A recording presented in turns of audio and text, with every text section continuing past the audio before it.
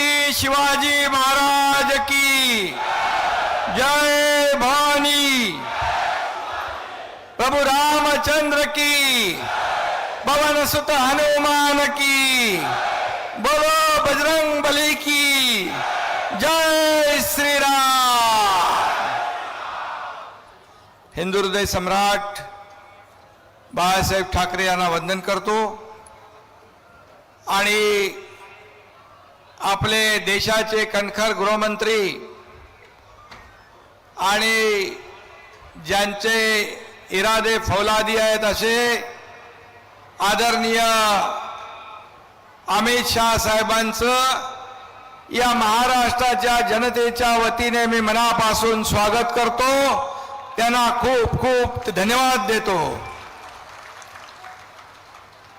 देश भर में कल हनुमान जयंती बड़े जोर शोर से मनाई। आपण हनुमान जयंती जोरात में साजरी केली ना, आणि आपले गृहमंत्री राम भक्तही आहेत आणि हनुमान भक्तही आहेत, आणि त्यांनी या देशाचा गृहमंत्री पदाची जबाबदारी यशस्वीपणे पार पाडली। ते कालपासून आपल्या या महाराष्ट्रामध्ये आपल्या उमेदवारांचा प्रचार करतात।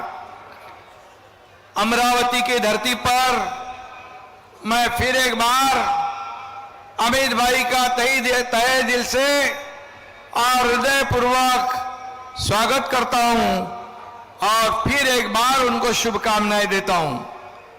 अमित भाई का महाराष्ट्र से एक विशेष नाता है, एक विशेष रिश्ता है। वे महाराष्ट्र के दामाद हैं। कुछ नेता हाल ही में महाराष्ट्र में दिखाई पड़ रहे हैं कि अपने बहू के नाम पर उंगलियां मोड़ लेते हैं, लेकिन जाने दो उनको।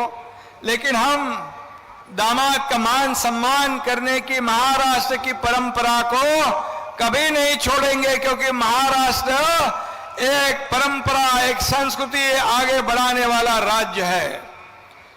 अमित भाई जैसा हिम्मत वाला और कर्तव्यनिष्ठ दामाद महाराष्ट्र का होने की वजह से हमें सबको गर्व और अभिमान है। नवनीत राणा जी बरोबर आहे ना, आपल्याला गर्व आहे।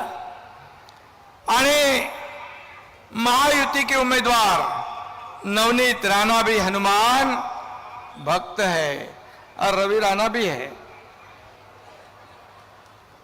हनुमान चालीसा पढ़ने पर, अभी देवेंद्र जी ने कहा हनुमान चालीसा पढ़ने पर इन पर देशद्रोह का मामला दर्ज हुआ। कैसी सरकार, कौन सी सरकार, और क्या करने जा रही थी सरकार। और दोनों पति पत्नी को 14 साल उन्होंने जेल में रखा, लेकिन 14 साल नहीं 14 दिन अरे 14 साल को भी नहीं डरेगी हमारी बहन।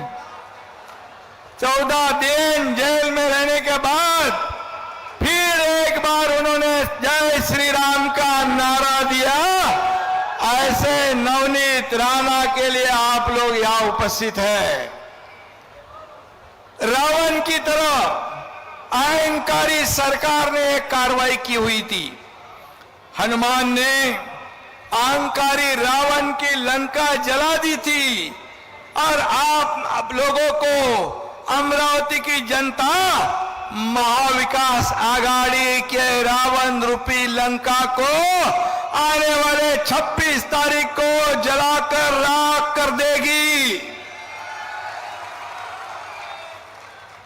और नवनीत राणा रिकॉर्ड मत से चुनकर आएंगे, यह विश्वास मैं यहां पर दिलाने आया हूं। और इसकी मुझे पूरी गारंटी है कि इतनी विशाल सभा में आप यहां इकट्ठे हुए भरी धूप में हमारे गृह मंत्री जी को सुनने, उन्हें देखने यहां आए हो, और इसलिए 26 तारीख को ये पूरा पुण्य का काम आप जरूर करोगे, ये मुझे पूरा विश्वास है। अमित भाई को देखने के बाद, मिलने के बाद हमें ऊर्जा तो मिलती है, प्रेरणा भी मिलती है, लेकिन एक हिंदी की एक कहावत भी याद आती है, सफल लोग कोई अलग काम नहीं करते, वे बस अलग तरीके से काम करते हैं। और अमित भाई के काम करने का तरीका भी ऐसा ही है। एक बार ठान लिया तो पीछे नहीं हटते। उनके जैसे मैंने कहा इरादे भी फौला दी है। एक बार जो सोच लिया और जहां लोगों की सोच खत्म होती है वह अमित भाई की सोच और काम शुरू हो जाता है। ये इसका अनुभव मैंने खुद लिया हुआ है और इसलिए अमित भाई की दूरदर्शिता में एक ताकत है। इसलिए वे देश की दिशा बदलने वाले मजबूत निर्णय मोदी जी के नेतृत्व में ले पाए हैं। कुछ लोग इस भ्रम में थे कि कश्मीर में धारा 370 को हटाना नामुमकिन है, कभी संभव नहीं, लेकिन प्रधानमंत्री मोदी जी के नेतृत्व में अमित भाई की असीम इच्छा शक्ति के कारण यह संभव हुआ। कुछ लोग कहते थे दंगे होंगे, कश्मीर जलेगा, लेकिन क्या हुआ का कुछ? अमित भाई ने ऐसा चक्कर और ऐसा जादू चलाया, सब शांति से एकदम हमारा कश्मीर हमारे साथ आ गया और हमारे देश का नंदनवन फिर एक बार हमारे देश की मुख्य धारा से जुड़ गया, शामिल हो गया। इसका पूरा जो श्रेय अमित भाई को जाता है। और वर्षों तक उग्रवाद के साये में रहे कश्मीर आज विकास की राह में दौड़ रहा है, विकास की ओर जा रहा है।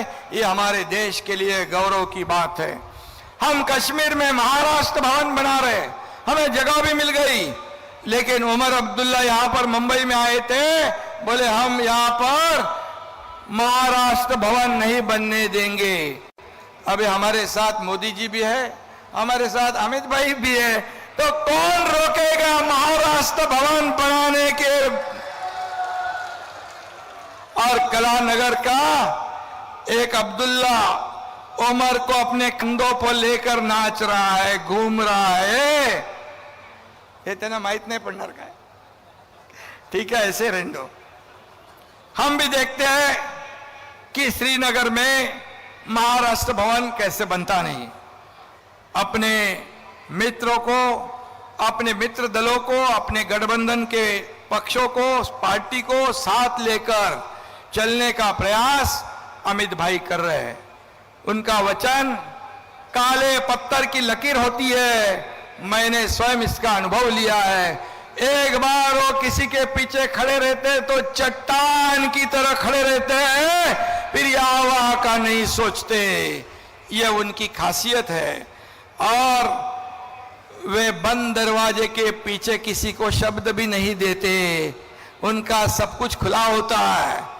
लेकिन सत्ता की लालच में बाला साहेब की झूठी कसम खाकर हिंदुत्व का गला घोटने वालों को भी अमित भाई कभी छोड़ते नहीं, ना छोड़ेंगे, यह भी मैं बता रहा हूं।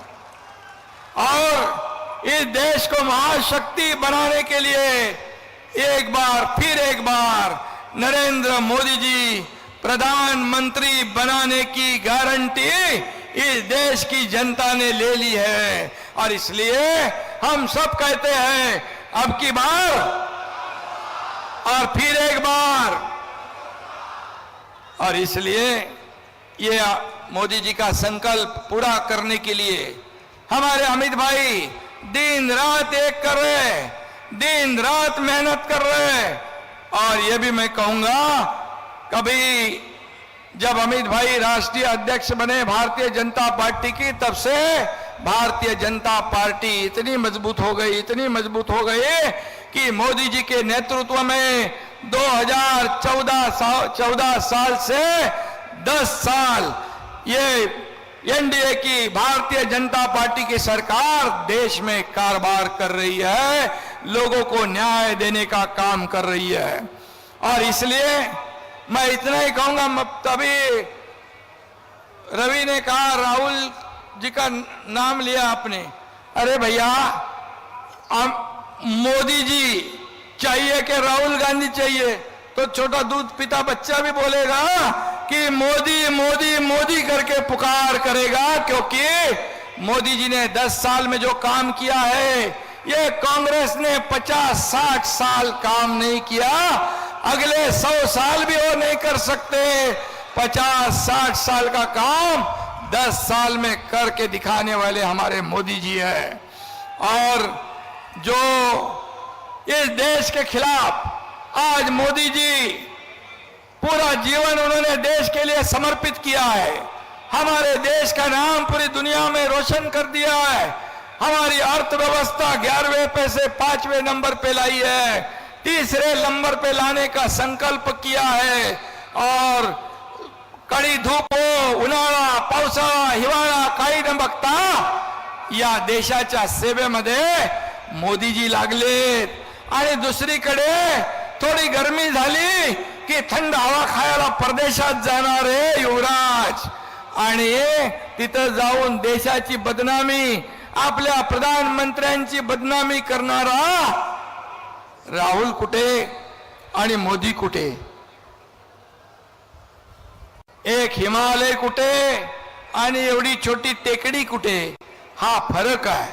आणि म्हणून स्वप्नात सुद्धा कुणालाही विचारलं तरी सुद्धा मोदींचंच नाव लोक घेतील, कारण मोदींनी या देशाला पुढे नेलेला आहे, या देशाचा विकास केलेला आहे। आणि म्हणून मुंगेरी लाल के हसीन सपने जो देखते हैं, ये 2024 तो क्या 2029 भी नहीं, 2034 में भी आप लोग आने दोगे उसको? इसीलिए उन्होंने अपनी मर्यादा में रहे। अमित भाई, एक सहकारी आंदोलन का आप बारीकी से अध्ययन कर रहे हो। इस देश में सहकारिता से समृद्धि, सहकार से समृद्धि का नारा देश के पहले सहकारिता मंत्री के रूप में आपने दिया है। और अब पैक्स के माध्यम से ग्रामीण इलाकों में वहां पर गरीबों को, किसानों को यहाँ पर फायदा होगा, इसलिए आप काम कर रहे हो। और गृह मंत्री के रूप में देश की पूरी तरह देश की जो सुरक्षा है उसको मजबूत करने का काम आप कर रहे हो।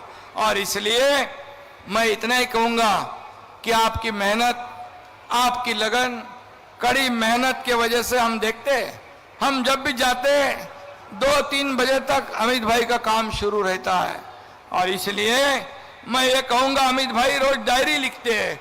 मुझे विश्वास है कि 2024 की इनकी डायरी के हर पन्ने पर एक वाक्य जरूर लिखा होगा, अब की बार 400 पार।